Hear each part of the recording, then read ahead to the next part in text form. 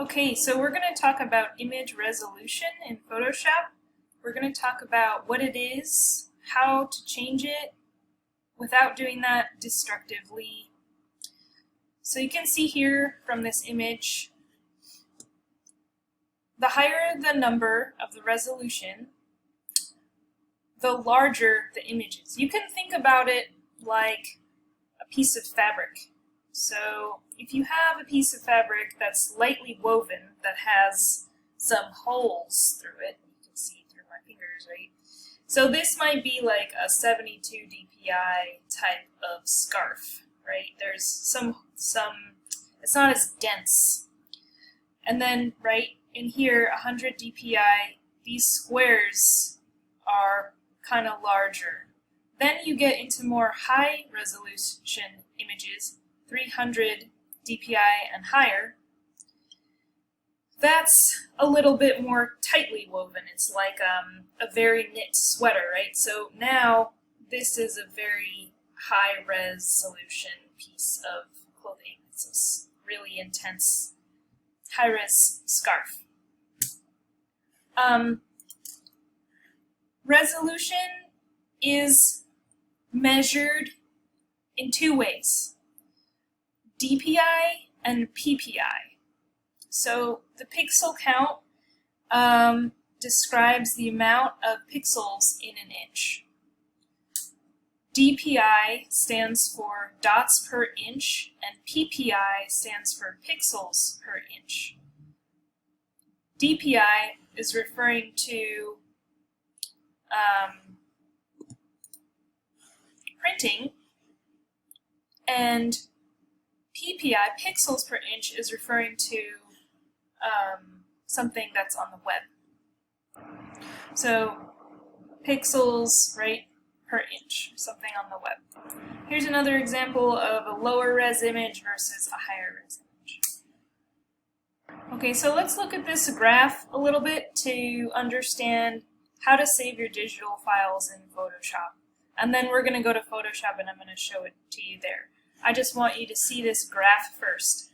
So when you're first working, there's what's called a source file, your source file. So if you're working on a project and you need to go back to it tomorrow and make changes and it's not finished, that's something that's a source file in progress. And when you save it, you want to save it as a PSD, that's your Photoshop file.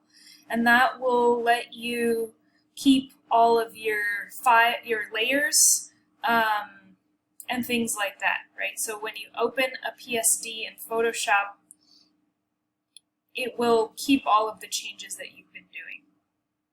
Say you're finished with your file now and you're ready to send it to somebody. Say you want to send it to your long lost aunt who lives all the way in Australia through the web, you want to email it. So you're going to need to save it. You know, your aunt does not have Photoshop, right? So how is she going to see your Photoshop file? So you're going to save it as a web file, since it's you want it to view it through email. So here are some files that are compatible with the web: JPEG, PNG, and GIFs. The resolution you want to use is 72. Notice I put Dpi. That should actually be Ppi because we're talking about pixels per inch for the web. There, it says there. What is the color mode? We're going to talk about color modes in Photoshop. I'll show you how to change all of these things. So screens, monitors, and phones and all things that are screens are using 3 colors, and they mix all those colors together, and that's how we see things. So in screens, it's red, green, and blue, RGB. Now say you have a photo of you and your partner and you want to print it out and you want to give it to your mother for a present for whatever reason. So you're going to need to save your file at a higher resolution. So instead of using a JPEG or something like that, you're going to do file save as. You can use a PSD or a TIFF. I really like using TIFFs for print files. PDFs work really well because they're compatible with the Adobe platform. They're compatible with Adobe Acrobat, and you can save something in Illustrator as a PDF and open it in Photoshop, and it's going to work. So a PDF is really compatible throughout the Adobe software. Now, what is the resolution? So image size, and then for resolution, you want to save it at least at 300. And then if it's in black and white and it's just like a document that you need to sign and email back to somebody, it's okay if it's 150 in black and white, that's fine. And color mode is going to be CMYK. What does that stand for? So cyan, magenta, yellow, and K stands for black. And those are the four. If you have an inkjet printer, you know that you need all those cartridges and then they run out and it's a pain and you have to buy them and it's really expensive. So those are those four colors that are used in print. So now let's switch over to Photoshop and let's look at how to actually change all of these things. Okay, so I opened up Photoshop, here we are, and I have this handout out. I want everyone to, if you have access to a printer, it would be great if you can print out this handout because it's going to really help you to learn the shortcut keys. And throughout the class, I'm going to be calling out shortcut key names. Shortcut keys are fantastic. I love them. It's like learning a new language on the keyboard, and it's going to make you a lot faster when you're working. It's also you also need to know everything, how to find things in the menu up here, but learning shortcut keys is really great. So say I want to open I want to open a photo in here. So File, Open, right? You learned that before, and you look here, I'm on a Mac, so it's Command O. For open, if you're on a PC, it's Control O. And then I also have it over here, you can File, New, and then you could put that in there, and then we're going to talk about image size. So I'm going to just open something from my desktop. I have a cool crab. This is what I want. Alright, so let's look at this image. It was taken from a screenshot from the internet. Let's look at the image size. Command Option I. So, or you could go image size. So let's look at this. I know you already did a little tutorial about it, but I'm just going to show you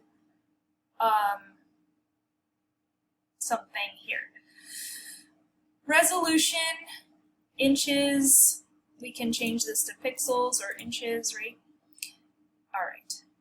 So notice that this is all linked right now. If I click on resample, only the width and the height are linked, which means that it's going to stay proportional if I make it bigger or smaller. So say I want it to be 5 inches, now it's proportional. If you press Option or Alt, it will reset. So say you make a mistake and you're like, oh man, now I have to press cancel and do it all over again. Or you could just press Option or Alt and press reset, and then we go back to the beginning.